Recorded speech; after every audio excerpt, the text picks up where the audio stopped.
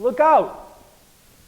Hi, I'm Josh Smith, and this is your video series, Would You Like Fries with That? Today, I'm with Albert from Collision Awareness. Thank you, Josh, and you're welcome. I just saved your life. You did. This right here is collision awareness. We detect and alert whenever there's possibilities of collisions, whether it's forklift to forklift or forklift to employee. We have over 40 different models, typically in stock, ready to go whenever you need it.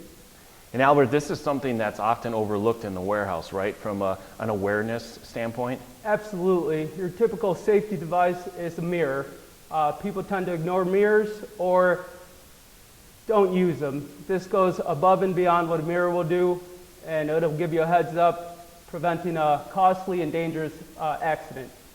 If you want to know more information on collision awareness products, contact WPRP. There's products that are above and beyond what's just displayed here. And that's your 60 seconds. I'm Josh Smith, and this is Albert. Thank you. And have a great day.